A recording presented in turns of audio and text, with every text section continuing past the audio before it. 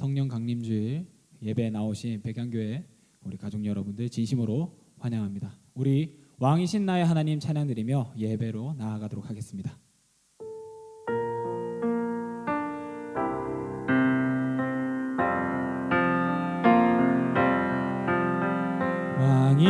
왕이신 나의 하나님, 내가 주를 높이고 영원히 주의 이름을 송축하리. 우리 한 번 더 찬양합시다. 왕이신 나의 하나님, 왕이신 나의 하나님, 내가 주를 높이고 영원히 주의 이름을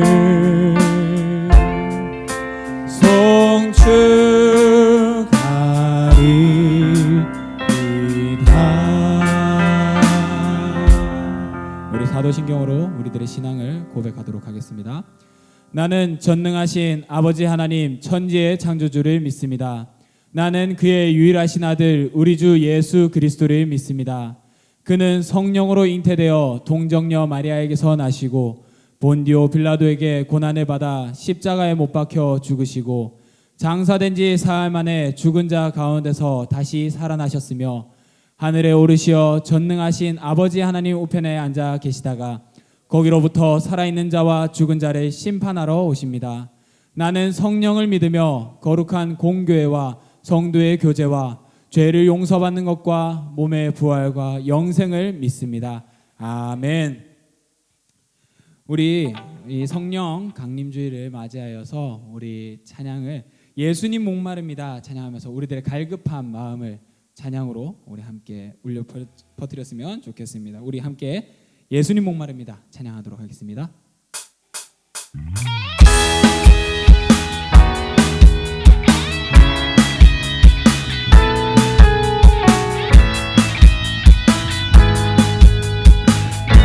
찬양합시다. 예수님 목마릅니다.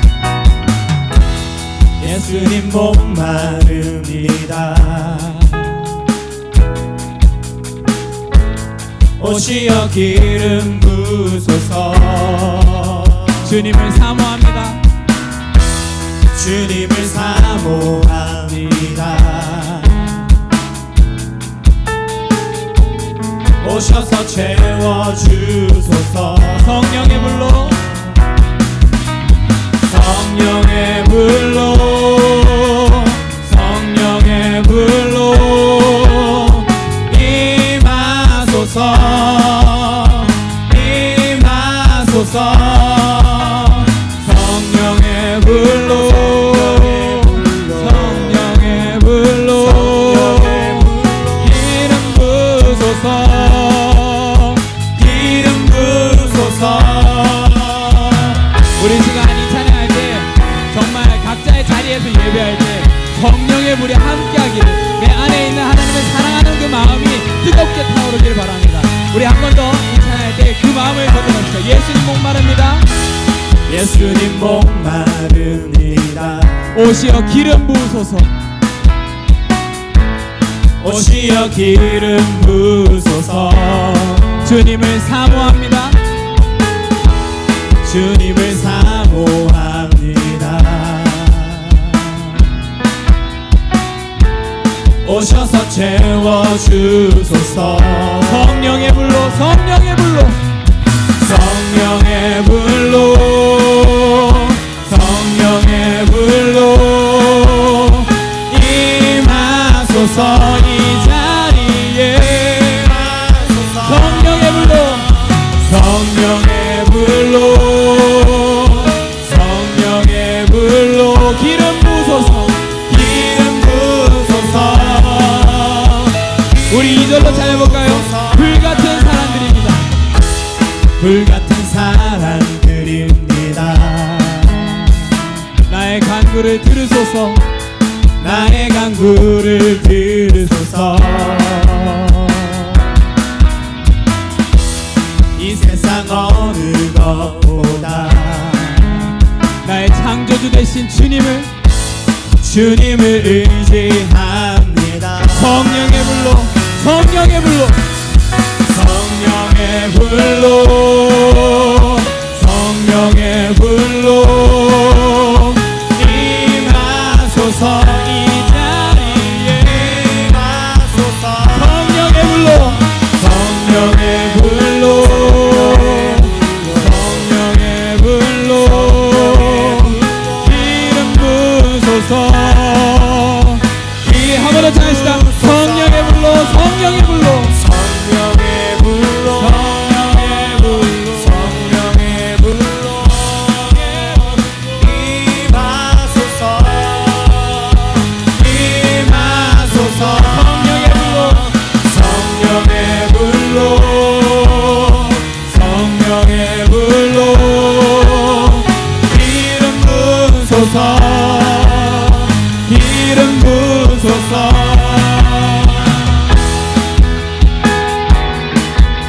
우리 각자의 예배 자리에서 정말 하나님을 사랑하는 그 마음이 뜨겁게 식지 않고 끝까지 잘 지켜나가시기 바랍니다.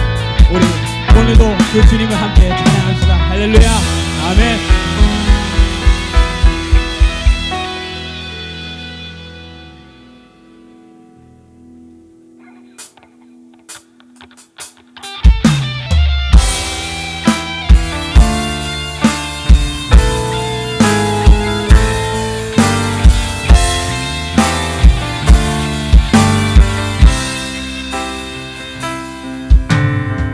허무한 시절 지날 때 깊은 한숨 내쉴 때 그런 풍경 보시며 단식하는 분이네. 고와 같이 너희를 버려두지 않으리. 내가 너희와 영원히 함께하리라.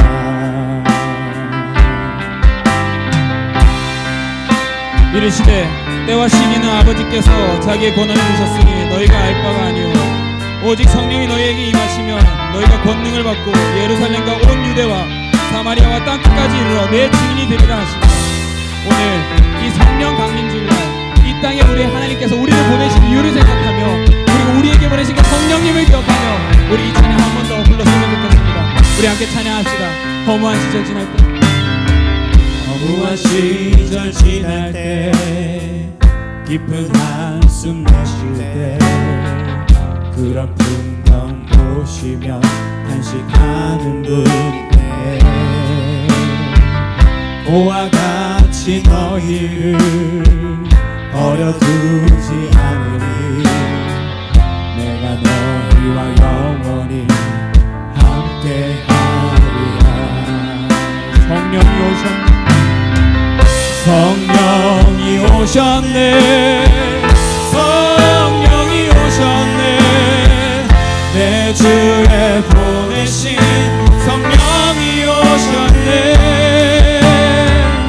우리 인생 가운데 친히 찾아오셔서 그 나라 꿈꾸게 하시네.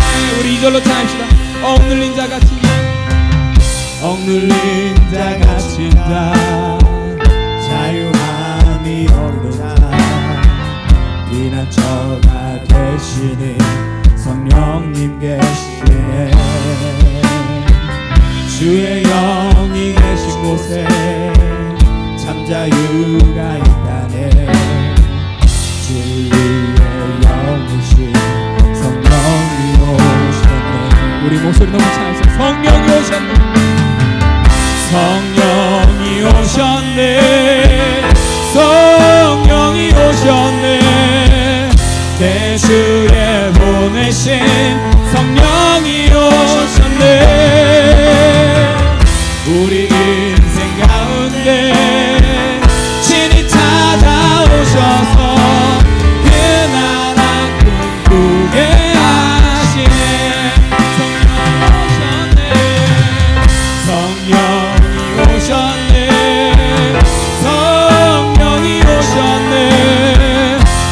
주의 보내신 성령이 오셨네. 우리 인생 가운데 신이 찾아오셔서 그 나라 꿈꾸게 하시네. 우리 지금 함께 기도했으면 좋겠습니다. 이 성령 강림 주일, 어떻게 보면은 매일 똑같이 지나가는 그런 관례처럼 배워지는 주일일지도 모릅니다. 하지만 이 시간에 특별히 우리가 성령님에 대해서 한 번 더 생각해 봤으면 좋겠습니다. 그저 하나님께서는 하늘로 올라가신 뒤에 우리를 방관하시는 분이 아니라 성령님을 이 땅에 보내셔서 우리 가운데 보내셔서 우리들을 바른 길로 인도하고 계시며 우리들을 하나님과 만나게 해주시는 그 마음을 허락하고 계신다는 것을 우리가 잊지 않았으면 좋겠습니다. 오늘 이 예배 가운데서 우리 두 가지를 놓고 기도했으면 좋겠습니다. 주님, 성령님, 내 안에 살아계신 그 성령님, 내가 오늘 이 예배를 예배답게 드리게 하여 주시옵소서. 주님, 그리고 말씀을 전하시는 목사님의 입술에서 나오는 살아있는 하나님의 말씀이 내 마음속에 가슴 깊은 곳에까지 새겨지게 주님 도와주시옵소서. 우리 이 두 가지를 놓고 함께 기도하였으면 좋겠습니다. 기도하도록 하겠습니다. 살아계신 하나님 아버지, 내 안에 내주하고 계시는 주님, 오늘 이 예배 가운데서 성령님에 대해서 우리가 다시 한 번 더 깨닫게 해주시고, 이 예배 가운데서 살아있는 성령님을 내 안에서 뜨겁게 타오르는 그 성령님을 기억나게 해주시며, 이 예배를 통하여서 이 말씀을 통하여서 오늘도 살아계신 하나님과 하나님을 편행하게 해주신 예수님과 지금도 내 안에 살아계시는 성령님을 기억나게 해주시며, 하나님의 말씀을 전하시는 그 목사님의 입술을 통하여서 내 귀가 말씀을 기억나게 해주시고, 내 머리가 하나님 삶에서 생각나게 해주시고, 내 몸이 하나님을 닮아가게 하여 주시옵소서. 오늘도 살아계신 하나님의 말씀을 듣고 원하오니 주님, 오늘 목사님 입술을 통하여서 마음 담대하게 마음의 심기에 드리기를 주님께서 오늘 역사하여 주시옵소서. 오늘의 모든 예배 순간 하나님께서 인자해 주시옵소서. 주여, 오늘도 우리와 함께하여 주시옵소서.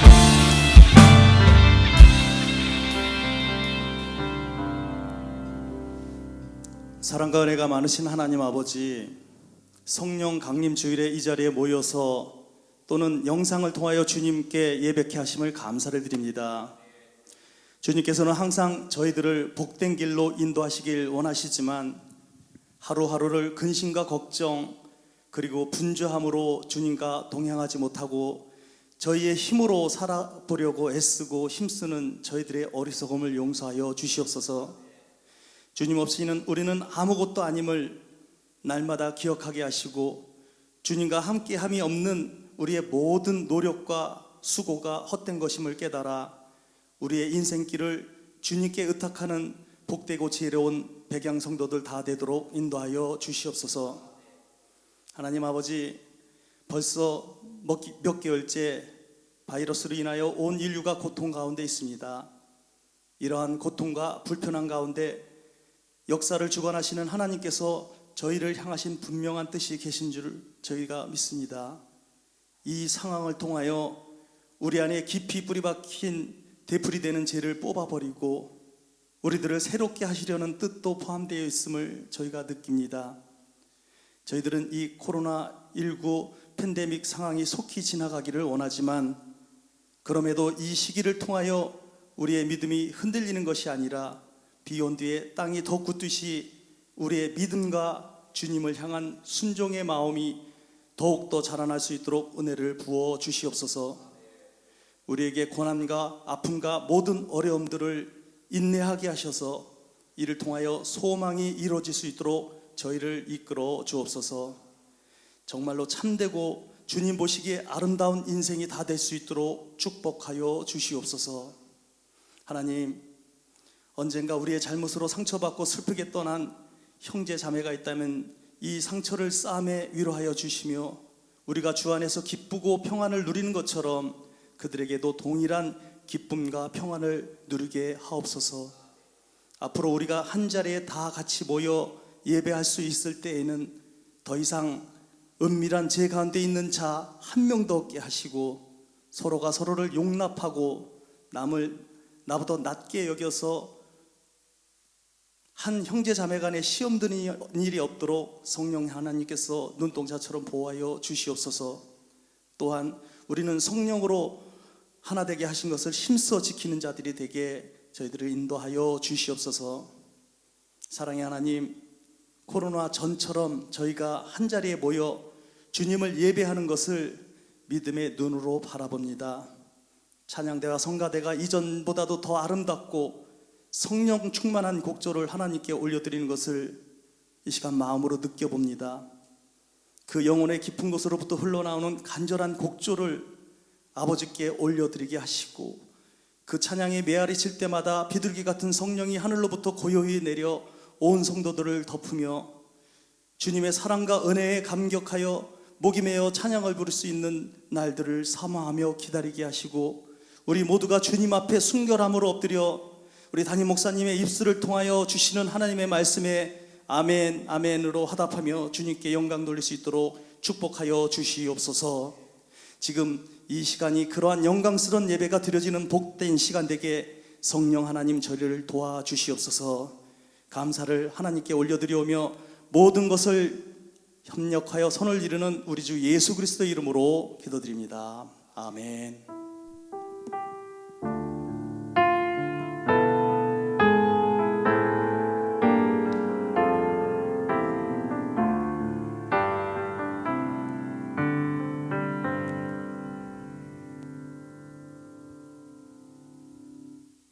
오늘 우리에게 주시는 하나님 말씀은 사도행전 2장 1절부터 4절의 말씀입니다. 우리 넉 절의 말씀인데요, 다 같이 함께 읽어보도록 하겠습니다. 우리 하나님의 말씀을 같이 읽겠습니다. 오순절날이 이미 이름에 그들이 다 같이 한 곳에 모였더니 호련히 하늘로부터 급하고 강한 바람 같은 소리가 있어 그들이 앉은 온 집에 가득하며 마치 불의 혀처럼 갈라지는 것들이 그들에게 보여 각 사람 위에 하나씩 임하여 있더니 그들이 다 성령의 충만함을 받고 성령이 말하게 하심을 따라 다른 언어들로 말하기를 시작하니라. 아멘. 할렐루야. 오늘은 성령 강림 주일입니다. 지금부터 2000년 전, 약 2000년 전 예수님께서 십자가에서 죽으시고 부활하시고 그리고 하나님 아버지께로 가시면서 성령을 보내주겠다 약속을 하셨는데, 성천하신 날로부터 약 열흘 뒤에 유대인의 명절인 오순절 날이 되었습니다.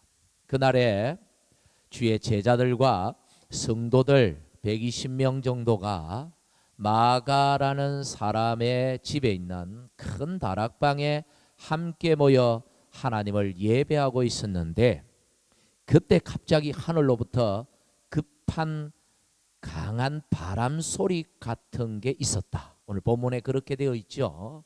그리고 또 보니까 불의 혀처럼 갈라지는 것이, 여러분 시골에서 자라신 분들이나 또는 뭐 캠파이어 해보신 분들은 아시겠지만, 장작불을 아주 높이 해서 불을 세게 붙이면요, 그 불이 막 하늘로 치솟아요. 불이 세어서 그때 보면 불꽃이 막 갈라지는 것처럼 보이죠. 그런 불에 갈라지는 불의 혀 같은 것이, 그것이 그 다락방에 모여 있는 한 사람 한 사람 각 사람 위에 임하는 것입니다. 놀라운 일이 일어난 것이죠.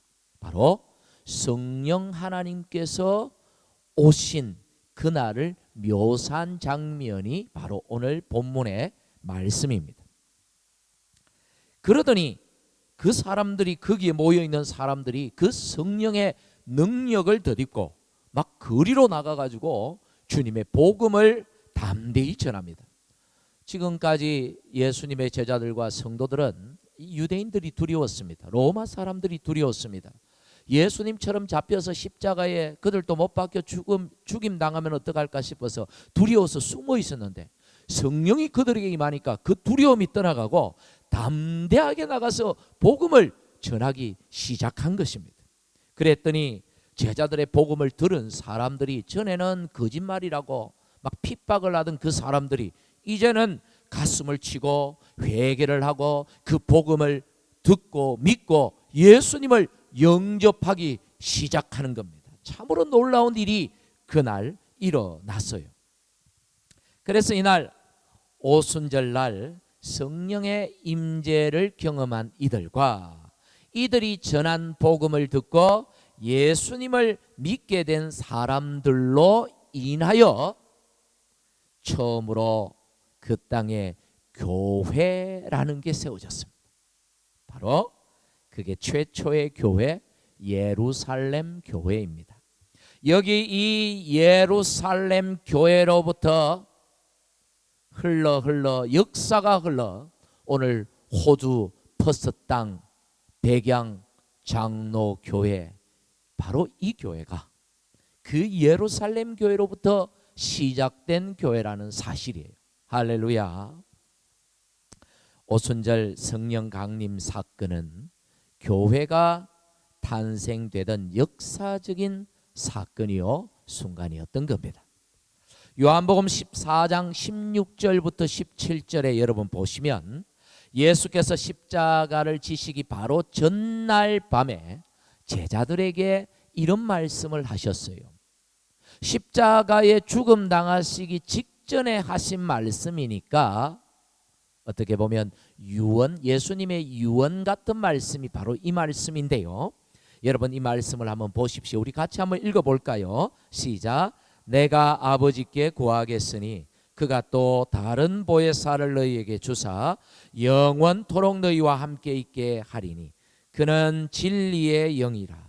세상은 능히 그를 받지 못하나니 이는 그를 보지도 못하고 알지도 못함이라. 그러나 너희는 그를 아나니 그는 너희와 함께 거하시며 또 너희 속에 계시겠음이라.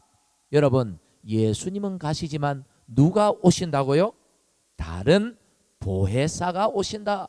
그렇게 16절에 기록하고 있잖아요. 예수님은 하나님 앞으로 하나님께로 떠나시지만 예수님은 다른 보혜사를 보내주시겠다. 여기서 말하는 보혜사라는 말은 대언자, 변호자, 중재자, 돕는 자 이런 뜻입니다. 성도들의 옆에서 함께 하시는 신적인 존재, 이게 바로 보혜사라는 말입니다. 여기 다른 보혜사라고 했으니까 이 보혜사 말고 오시는 보혜사 말고 또 다른 보혜사가 있다는 말이겠죠. 누굽니까? 이미 오신 보혜사 예수님을 가리킵니다. 예수님은 바로 우리에게 오신 보혜사이십니다. 우리에게 하나님의 말씀을 대언해 주시고 우리를 최종 심판대에서 하나님 앞에서 우리를 변호해 주시는 분이십니다. 또 죄인인 우리와 거룩한 하나님 사이에 중재자 역할을 해주시고 우리의 연약함들을 도우시는 분, 바로 우리 예수님이 우리의 보혜사이십니다. 그런데 또 한 분의 보혜사가 있다는 거예요. 그분을 예수님이 보내주시겠대요. 바로 그분이 오순절에 오신 성령님입니다. 성령님이 예수님과 같은 역할을 하시는 분이다라는 뜻입니다. 예수님은 때가 되어 하나님께로 가시지만 성령님은 다시는 떠나지 아니하시고 우리와 영원토록 우리와 함께 하시는 분이십니다. 그분은 진리의 영이라 하셨고 세상은 성령님을 받지도 알지도 보지도 못하지만 너희가 누굽니까? 예수님을 믿는 너희, 그 당시 시점으로 보면 제자들이겠지만 오늘 시점으로 보면 바로 저와 여러분, 우리를 가리키는 말이죠. 우리는 성령님을 알 수 있다고 했습니다. 왜냐하면 성령님은 다른 데 계시는 분이 아니라 바로 저와 여러분 안에, 내 안에, 우리 안에 계시는 분이시기 때문에 우리는 얼마든지 그분을 알 수 있고 그분을 느낄 수 있고 그분을 체험할 수 있다는 말씀입니다. 예수님이 이렇게 제자들에게 약속을 하셨는데 그 약속한 시점에서 2달이 채 못 되어 누가? 바로 다른 보혜사, 예수께서 말씀하신 그 성령 하나님이 찾아오신 것입니다. 그날이 바로 오순절이고 이 날이 바로 오늘 주일인 성령 강림 주일입니다. 자, 그러면 이 다른 보혜사 2000년 전 오늘 오신 이 성령님은 도대체 어떤 분이십니까? 여러분, 성령님이 어떤 분이십니까? 제가 4가지로 성령님에 대해서 간단하게 말씀을 드리고자 합니다. 첫째로 성령님은 삼위일체 하나님이십니다. 우리가 하나님에 대해 가장 이해하기 어려운 부분이 바로 하나님의 존재 방식에 대한 부분입니다. 하나님의 존재 방식을 삼위일체라고 표현합니다. 하나님은 어떻게 존재하시는가? 성경은 하나님은 한 분이신데 그 한 분 하나님 앞에, 하나님 안에 삼위가 있대요. 성부의 위, 성자의 위, 성령의 위, 성부, 아버지 하나님, 성자, 아들 하나님, 성령, 하나님의 영, 이렇게 삼위가 한 본체 안에 독립적으로 존재하면서도 완전한 하나의 특징을 가지고 존재하신다라는 겁니다. 여러분, 이게 이해가 되십니까? 이해가 되신다는 분들도 있을 거예요. 하지만 죄송합니다만 이해가 된다면 그건 착각입니다. 거짓말이에요. 우리는 하나님을 온전히 이해할 수 없습니다. 왜냐하면 우리는 그분의 피조물이기 때문입니다. 사람이 만든 로봇이 사람을 어떻게 온전히 이해할 수 있겠습니까? 사람을 이해한다면 그것은 사람들이 프로그램화한 그 설정에 의해서, 그 부분에 의해서만 인간을 이해할 수 있는 것이죠. 마찬가지로 피조물인 우리도 창조주 하나님을 이해한다고 할 때 성경이, 하나님이 성경을 통하여 우리에게 가르쳐 주신 부분까지만 이해할 수 있지 하나님의 전체를 이해한다는 것은 불가능한 것입니다. 하나님이 우리에게 당신을 보여주실 때, 하나님이 우리에게 당신을 나타내어 보여주실 때 우리는 이해할 수 있고 깨달을 수 있는 것입니다. 그렇기 때문에 함부로 여러분 하나님을 안다고 하지 마세요. 어떤 분들은 하나님의 뜻을 내가 잘 안다고 하는데 여러분, 그 말은 굉장히 위험한 말입니다. 그런 분들을 여러분들이 안다면 그분을 굉장히 위험한 인물로 생각하셔도 틀린 말이 아닙니다. 우리는 하나님을 알 수 없습니다. 우리가 아는 것은 하나님이 성경을 통해 자신을 계시해 주신 그 부분까지만 알 수 있는 것이고, 왜 하나님이 그 정도만 우리에게 보여주셨는가 하면 그것으로 우리는 하나님을 아는데 충분하기 때문입니다. 그렇기 때문에 우리는 하나님에 대해서 하나님을 이해한다가 아니라 우리는 하나님을 믿습니다 라고 표현하는 것이 옳은 것입니다. 정리하자면 하나님은 누구시다?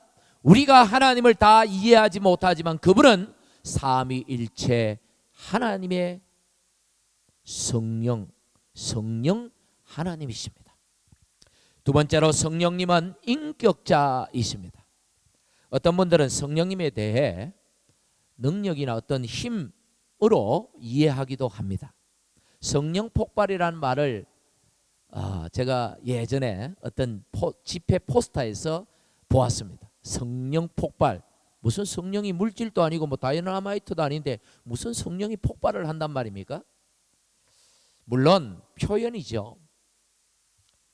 그러나 이런 표현들을 보면 성령님을 어떤 물질이나 어떤 초능력 정도로 오해하고 있는 분들도 들어 있다라고 여겨집니다. 그런데 여러분, 성령님은 능력이 아닙니다. 성령님은 능력을 주시는 하나님이십니다.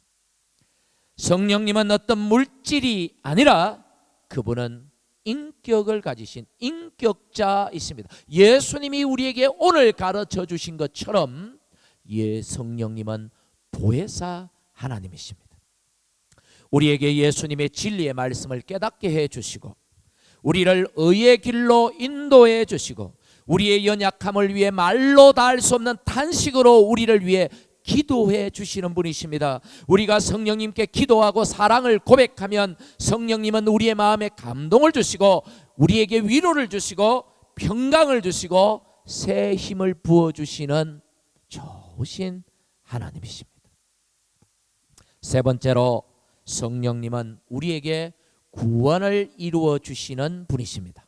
여러분, 예수님은 모든 죄인들을 위해 십자가에서 죽으셨는데 2000년 전에 그렇게 하셨습니다. 그런데 2000년이 지난 지금 그 예수님의 십자가 사건이 과연 우리에게 어떤 효력이 있을까요?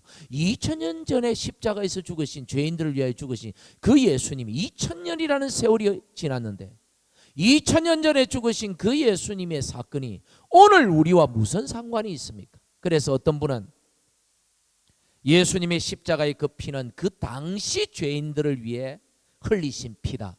그래서 예수님은 그 당시 죄인들을 위하여 죽었고 그 당시 사람들이 그 피를 믿음으로 구원받았기 때문에 오늘 우리하고는 상관이 없다고 주장하는 정신 나간 사람들이 있습니다. 여러분, 틀린 말입니다. 왜냐하면 그렇게 말하는 그 사람은 예수님은 알아도 성령의 사역이 무엇인지를 잘 모르고 있는 사람이기 때문입니다. 여러분, 성령님이 하시는 중요한 사역이 뭔지 아십니까?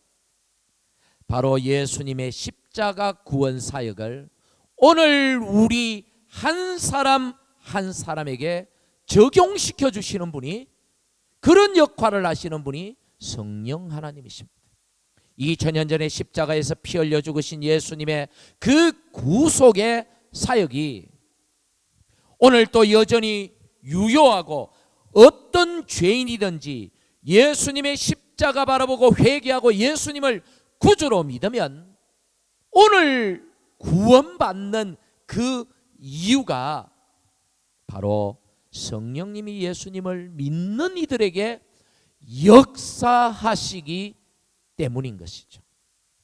그래서 이 성령님 때문에 2000년이 아니라 앞으로 2000년이 더 지나도 예수님의 그 십자가의 구원 사역이 여전히 유효하고 그것을 믿는 자는 누구든지 구원을 받는 거예요. 성령님 때문에 그렇게 되는 것입니다. 마지막으로 성령님은 능력을 주시는 분이십니다.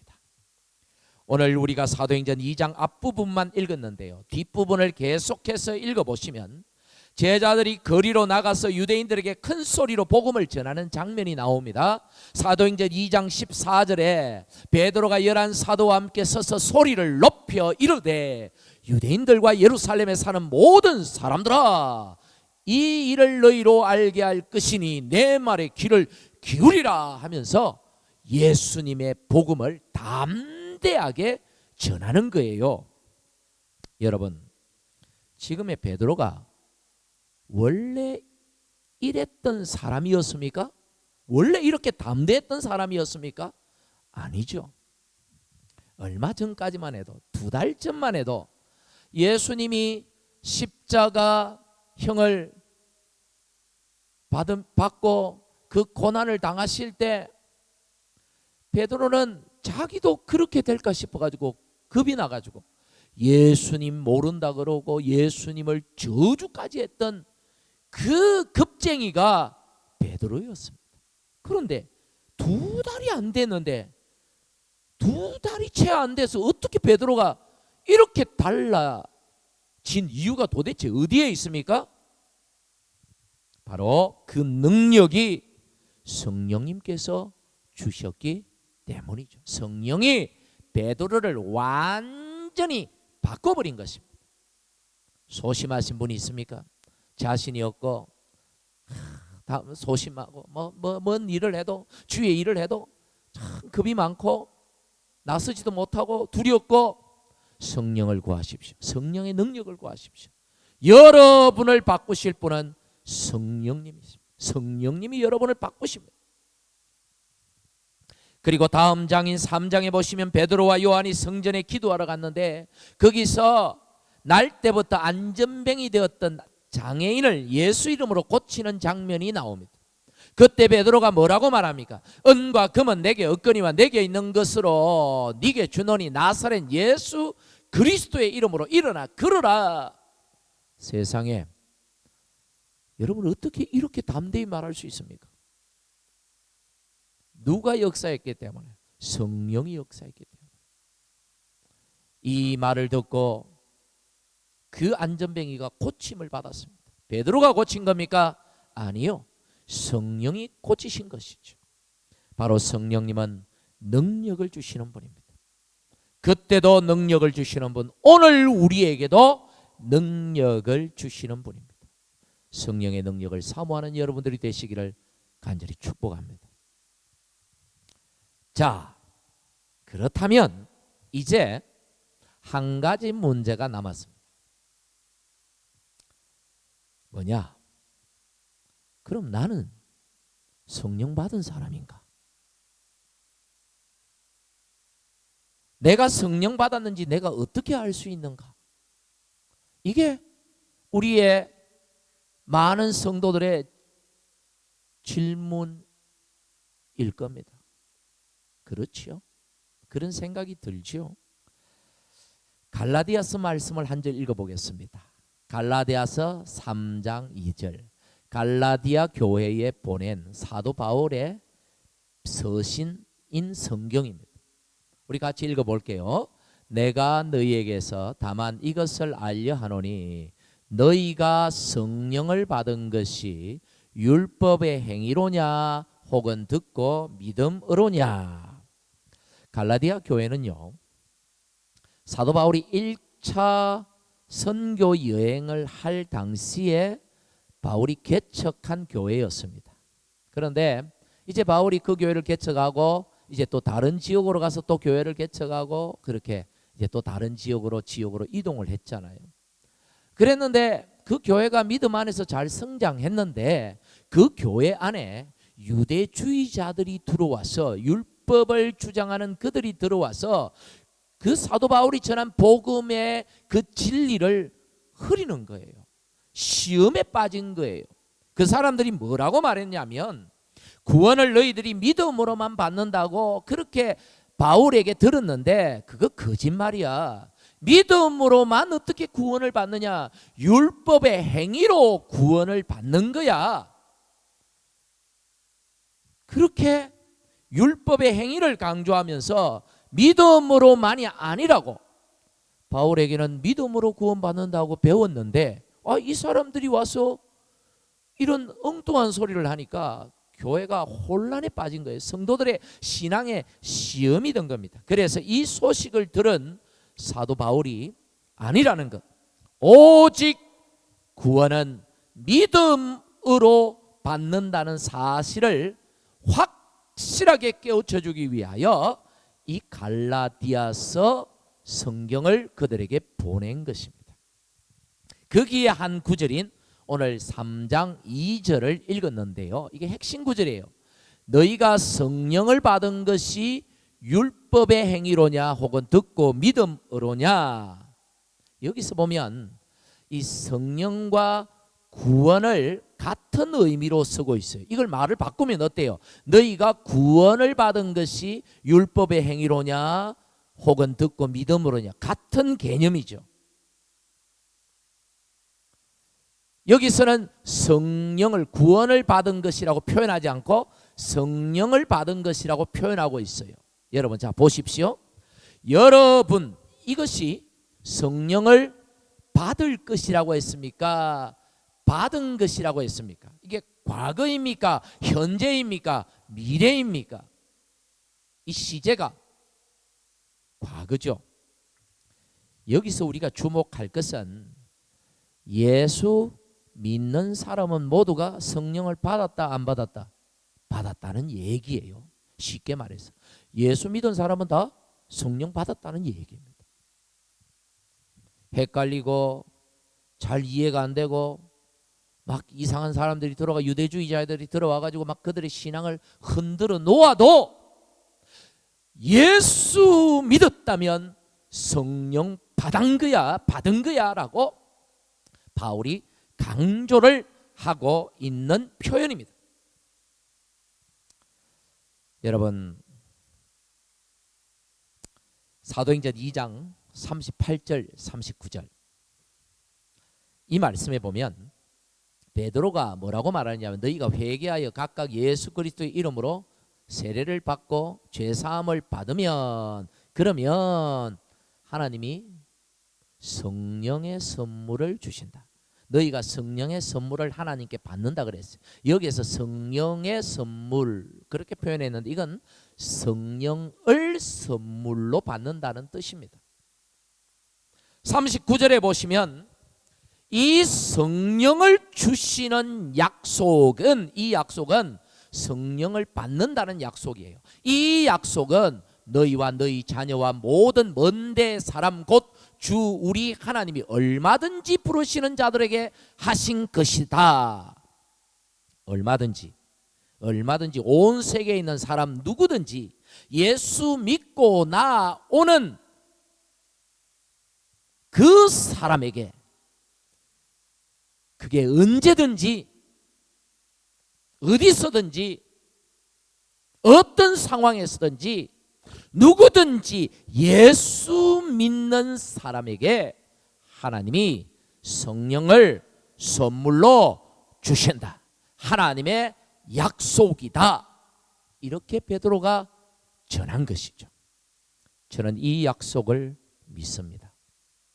여러분 믿으십니까? 예수 믿는 사람은 누구든지 성령을 받았다는 이 진리. 왜? 하나님이 그렇게 약속하셨기 때문에 내가 여러 가지로 혼란스럽고 내가 잘 느끼지 못해도 이미 예수 믿은 사람은 성령을 받은 사람입니다. 여러분 성령 받으셨습니까? 우리가 성령을 받았는지 어떻게 알 수 있느냐? 첫째는 예수 믿는 자에게는 누구에게나 하나님께서 성령을 주신다고 약속했는데 내가 그 하나님의 약속이 믿어지기 때문에 내가 성령 받았다는 사실을 믿는 거예요. 그 약속이 믿어져요. 그러니 내가 그 약속을 믿으니까 이게 쉽게 믿을 수 있는 이게 진리입니까? 여러분 이게 쉽게 믿어지는 거 아니거든요. 근데 우리는 쉽게 믿거든요. 그것은 하나님이 우리에게 성령을 주셨다는 증거라는 뜻이에요. 또 하나 예수님을 나의 구주로 고백하는 것을 보면 우리가 성령을 받았다는 것을 알 수 있습니다. 마태복음 16장에 보면 가이사랴 빌립보에서 예수님께서 제자들에게 물어요. 너희는 나를 누구라 생각하느냐? 그때 베드로가 대답하죠. 주는 그리스도시요 살아계신 하나님의 아들이십니다. 그랬더니 예수님이 베드로를 칭찬하십니다. 바요나 시몬아 네가 복이 있다. 이것을 너에게 알게 한 일은 이것을 너에게 깨닫게 한 것은 혈육이 아니다. 사람이 아니다. 네가 똑똑해서 알게 된 게 아니다. 하늘에 계신 네 아버지께서 알게 하셨다. 이 말은 성령께서 이것을 알게 하셨다. 네 안에 성령이 계시기 때문에 네가 이렇게 고백할 수 있는 것이야 라고 예수께서 말씀하신 겁니다. 여러분 이 우리의 신앙 고백, 내가 예수님을 믿습니다. 예수님은 나의 주님이십니다. 이 고백이요, 하나님은 나의 아버지십니다. 이 고백이요, 우리 입에서 쉽게 나온다고 이게 쉬운 고백이 아니에요. 여러분이 진짜 진심으로 이 고백을 할 수 있다면 그것은 여러분 안에 성령님이 계시기 때문에 가능해진 것입니다. 여러분 믿으시기를 바랍니다. 예수님이 나의 구주입니다. 나의 주님이십니다 라고 고백하는 것, 여러분의 어떤 상식이나 지식에 근거해서 그렇게 고백하는 게 절대 아니에요. 안 돼요. 아무리 여러분들이 이론적으로 밝고 지식이 뛰어나다 하더라도 예수 그리스도께서 2000년 전에 세상에 오셔서 나를 위하여 십자가에 못 박혀 돌아가시고 3일 만에 살아나시고 나를 죄에서 구원하셔서 하나님의 자녀 삼아 주신 나의 구주요, 오늘도 살아계셔서 나의 왕이 되셨다는 것, 이게 나의 지식 가지고 고백할 수 있는 겁니까? 아니에요. 절대 내 지식으로 내 능력으로 고백이 안 되는 거예요. 하나님이 보내신 성령이 내 안에 계시기 때문에 내가 주님, 아버지 이렇게 고백할 수 있는 거죠. 누가 그렇게 합니까? 누가 그렇게 만들어줍니까? 성령님이. 고린도전서 12장 3절에 뒷부분을 보면 성령으로 아니하고는 누구든지 예수를 주시라 할 수 없느니라. 그러니까 우리가 주라고 고백할 수 있는 것은 우리 안에 누가 있다? 성령이 있다는 의미입니다. 로마서 8장 15절, 하나님을 아버지라 부르는 것도 뭐가 아니면, 성령이 아니면 부를 수 없다. 성령이 오셔서 우리가 아빠 아버지라고 부를 수 있다고 말합니다. 로마서 8장 9절도 그리스도의 영이 없으면 그리스도의 사람이 아니라, 예수 믿는 사람이 된다는 것은 그리스도의 영, 곧 성령을 말하죠. 성령이 오셔야, 성령이 내 안에 있어야 내가 예수 믿는 사람이 된다는 겁니다. 여러분 예수 믿습니까? 그 말은 성령 받았다는 것을 의미하는 것입니다. 그러니 여러분 성령 받으셨습니까? 굉장히 중요한 질문이에요. 내 안에 성령이 계신다는 사실을 내가 확신할 때에 그분을 의지할 수 있습니다. 그분께 부르짖을 수 있습니다. 내 안에 성령님이 항상 거하시는, 내가 성령의 전이라는 사실을 깨달을 때 내가 성령님과 동행할 수 있습니다. 항상 내 안에 성령님이 계시기 때문에 내가 성령님을 의식할 수 있는 거죠. 근데 내가 성령 받았다는 사실을 모른다면, 성령이 계시는데도 그걸 모른다면 성령님은 내 안에서 탄식을 하시는 거죠. 내가 네 안에 있는데 네는 나를 느끼지 못하니 탄식을 하시는 거예요. 근심을 하시는 거예요. 나는 성령님과 동행할 수 없어요. 느끼지 못하니까, 알지 못하니까. 성령님이 계시는데도 불구하고 나는 세상 사람들처럼 그렇게 살아가는 거예요. 그러나 내가 성령 받은 사람이요, 성령이 내 안에 거하시고 내가 성령의 전이라는 사실을 내가 확실히 믿고 깨달을 때, 확신할 때에 우리는 성령님을 의지하고 성령님께 부르짖고 성령님과 동행하고 성령의 열매를 맺으려고 부단히 애쓰는 삶을 살아갈 수 있게 되는 것입니다. 그런데 문제가 있어요. 오늘 이 예배를 드리는 우리 주의 교우들, 우리 교회 교우들 중에는 죄송합니다만 아직까지 예수님을 진정으로 내 마음에 주로 영접하지 못한, 예수님을 믿지 못하는 분들이 있습니다. 안타깝게도. 여러분, 믿으려고 하는데도 잘 안 믿어진다고 하는 분들이 있어요. 성령께서 여러분에게 믿음을 주시기를 원합니다. 그런 분들에게 예수님이 이런 말씀을 하셨어요. 누가복음 11장 13절이죠. 예수님이 어떤 말씀을 하셨냐면, 구하라, 그리하면 성령을 주신다. 어떻게 하면요? 구하라, 그러면 뭘 주신다? 성령을 주신다. 다 같이 한번 읽어보겠습니다. 너희가 악할지라도 좋은 것을 자식에게 줄 줄 알거든 하물며 너희 하늘 아버지께서 구하는 자에게 성령을 주시지 않겠느냐. 그러니까 무슨 말입니까? 구하면 준다는 거예요. 오늘 여러분, 내가 성령 받지 못했다고 생각되시는 분들이 있다면 오늘 이 시간에 성령을 구하십시오. 성령님, 내 안에 오시옵소서. 하나님, 내게도 보혜사 성령님을 보내주시옵소서. 그 성령이 내게 임할 때 내 안에 믿음이 생기고 예수님을 주로 고백하고 하나님을 아버지로 고백하고 여러분은 진정한 그리스도인으로 거듭나는 중생하는 체험을 하게 될 것입니다.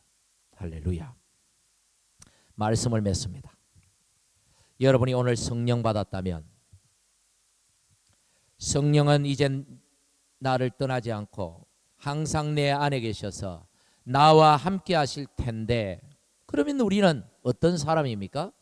성령에 속한 사람, 성령의 사람. 할렐루야. 인정하십니까? 성령이 내 안에 계셔요.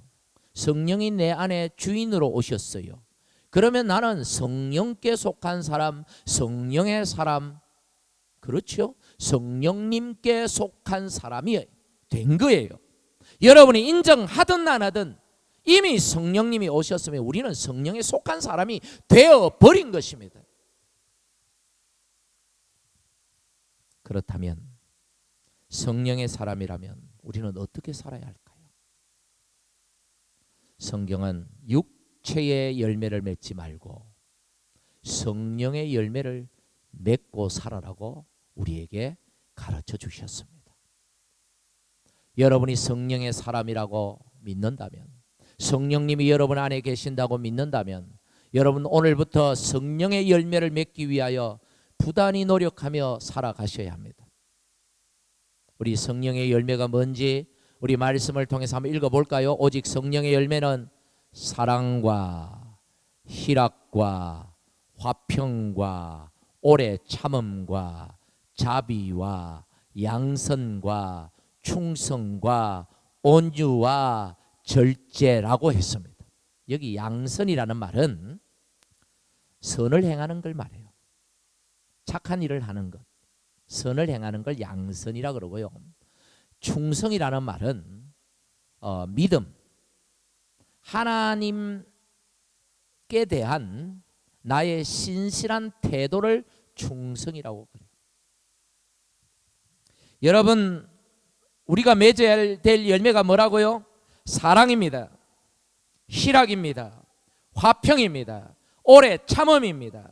자비입니다. 양선입니다. 충성입니다. 온유입니다. 그리고 절제입니다. 우리가 부단히 우리의 삶을 통하여 맺어가야 될 이 성령의 열매들을 여러분 삶 속에 맺어서 정말 하나님이 기뻐하시는, 그래서 하나님이 마음껏 축복하시는 성도로 살아가시기를 주님의 이름으로 간절히 축복합니다. 우리 이 시간에 우리 같이 함께 기도하기를 원합니다. 두 가지 제목을 가지고 기도했으면 좋겠습니다. 먼저는 성령을 받으신 분들, 내가 성령을 받았다고 믿는 분들은 성령을 보내주셔서 감사합니다. 내가 성령의 사람 되게 해주시옵소서. 그렇게 하나님 앞에 감사하며 기도하십시오. 그러나 성령을 받지 못했다 생각되는 분들은 성령을 나에게 보내달라고 기도하십시오. 그래서 나에게도 믿음이라는 걸 주십시오. 하나님을 아버지라 예수님을 주라고 시인할 수 있는 믿음을 내게 주시옵소서. 성령을 보내달라고 구하십시오. 또 두 번째 한 가지 더 기도할 제목은 내 안에 성령의 열매를 맺어 성령의 사람으로 내가 살아갈 수 있도록 하나님 축복해달라고 우리 이 시간에 소리 높여서 다 같이 함께 기도합시다. 기도하겠습니다. 성령 하나님 감사합니다. 하나님 나에게 성령을 주셔서 감사합니다. 하나님 성령을 보내주셔서 감사합니다. 하나님 아버지여 성령의 사람으로 살아가서 우리 안에 성령의 열매를 맺고 내 안에 성령의 사람으로 살아갈 수 있도록 하나님 축복하여 주옵소서. 사랑과 희락과 화평과 오래 참음과 자비와 양성과 충성과 온유와 절제의 열매들을 맺어갈 수 있도록 복을 주시옵소서. 하나님 아버지, 오늘 우리 가운데 아직도 성령 받지 못한 분들이 있다면 구하옵나니 성령을 부어 주시옵소서. 그들에게 그들의 가정에 성령을 부어 주셔서 온전히 주의 사람으로 중생하는 거듭나는 축복을 허락해 주시옵소서. 성령 받은 자 우리 모두 성령의 사람이 되어 성령의 열매들을 맺어가고 하나님이 기뻐하시고 축복하시는 삶을 살아가게 해 주옵소서. 예수님 이름으로 기도하옵나이다. 아멘. 이 시간에 우리 나 주님의 기쁨 되기 원하네 우리 하나님께 예물을 올려드리겠습니다.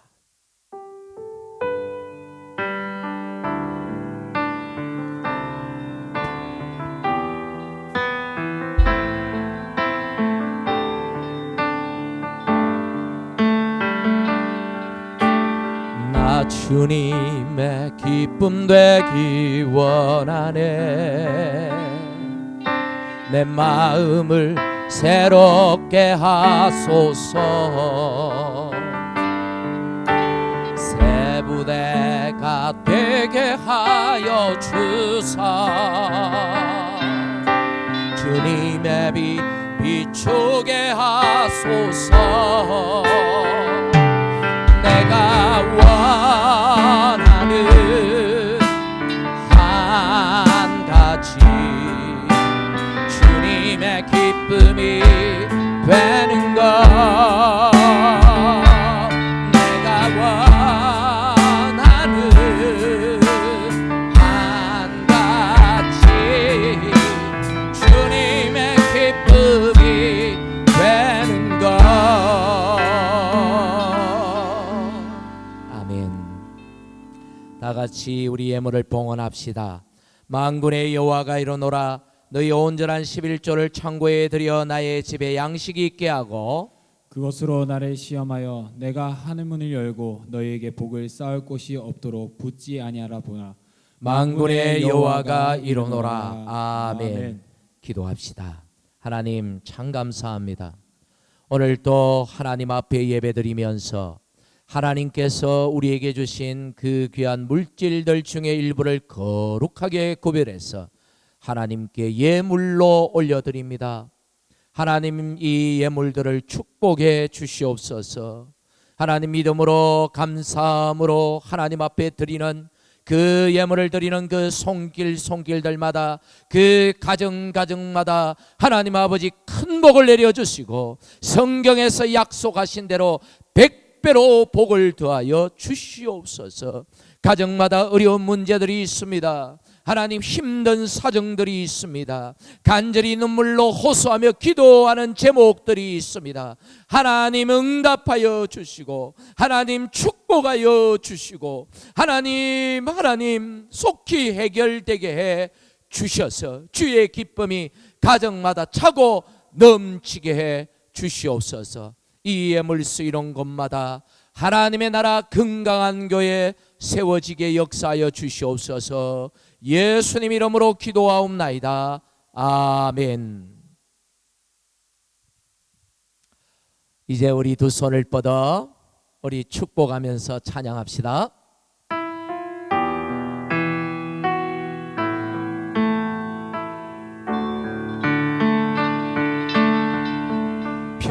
평안을 너에게 주노라.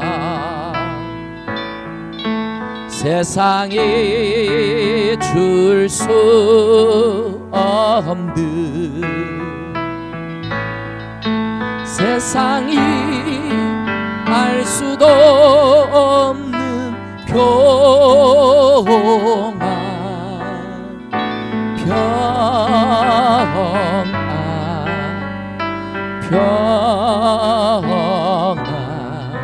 평안을 내게 주노라. 여호와는 네게 복을 주시고 너를 지키시기를 원하며 여호와는 그 얼굴로 내게 비치사 은혜 베푸시기를 원하며 여호와는 그 얼굴을 네게 향하여 드사 평강 주시기를 원하노라. 하나님의 축복이 우리 모두와 함께 하시기를 원합니다. 아멘. 우리 주 예수 그리스도의 은혜와 하나님의 사랑과 성령님의 교통하심이 머리 숙인 모든 주의 자녀들 위에와 가정과 교회 위에 지금부터 영원히 함께 하시기를 축원하옵나이다. 아멘.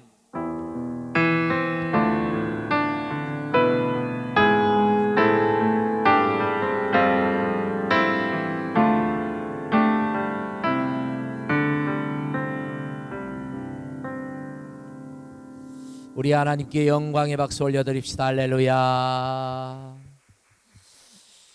하나님께서 백양 가족들의 건강과 생업과 모든 것을 코로나19로부터 지켜주시기를 주님의 이름으로 축복합니다. 우리 주보에 있는 교회 소식들을 참고해 주면 감사하겠습니다. 오늘 중요한 광고가 있습니다. 끝까지 들으셔야 해요.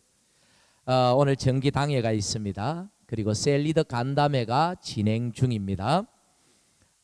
그 다음에 주일 예배 안내, 이거 중요합니다. 다음 주일부터 드디어 이 락다운 그게 제재가 완화가 또 한 단계 더 되어서 100명까지 모이게 되었어요. 교회 전체 공간에는 교회 건물이 2동이 있고 또 야외가 있으니까 전체 공간에는 300명이 모일 수 있고 본당에는 100명이 예배 드릴 수 있습니다.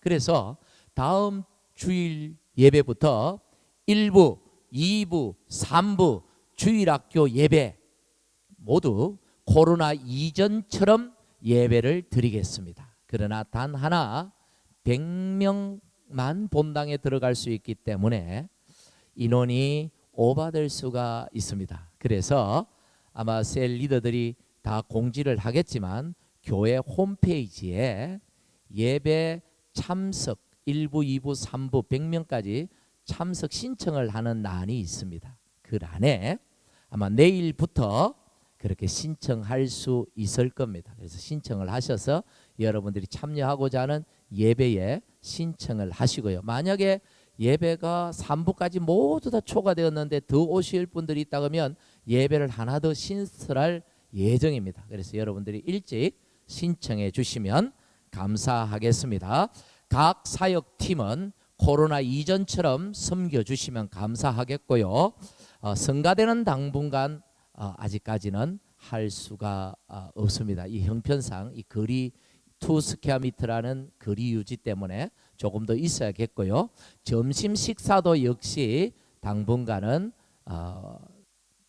없습니다. 그래서 조금 아쉽지만 그렇습니다. 그러나 스텝을 위한 점심때 간식은 제공됩니다. 헌금은 이제 다음 주일 오늘까지는 온라인 헌금만 하시고요. 다음 주일부터는 교회에서도 들어오실 때 헌금함에 헌금을 하실 수 있고 또 온라인으로도 헌금을 하실 수 있겠습니다. 아침 기도회가 이번 주 화요일부터 금요일까지 오전 10시에 있겠습니다. 이번 주는 인원 제한이 있기 때문에 이번 주 금요일까지, 토요일부터 풀리거든요. 금요일까지는 인원 제한이 있어서 우리 아침 기도회와 목요 집회는 셀 리더에게 참석 여부를 좀 알려주시면 스텝 포함해서 30명입니다. 좀 아쉽지만 이번 주까지만 좀 양해해 주시면 감사하겠습니다. 월요일 날 내일 저녁 8시에 영상으로 드리는 가정 예배, 여러분 이 시간에 가족들과 함께 유튜브로 가정 예배를 드릴 수 있기를 바랍니다. 총회가 이제 6월이면 회계년도가 끝나는데 6월 셋째 주일까지 그렇게 각 기관 총회를 맞춰주시고 당회에 보고해 주시면 감사하겠습니다. 셀 모임 적극적으로 참여해 주시기를 바라고요.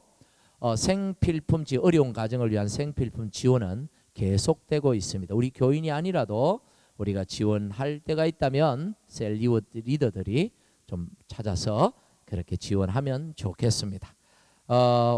오늘 주일도 행복한 주일 되시고 이 한 주간도 코로나로부터 여러분의 형편 가운데 승리하시기를 간절히 축복합니다. 감사합니다.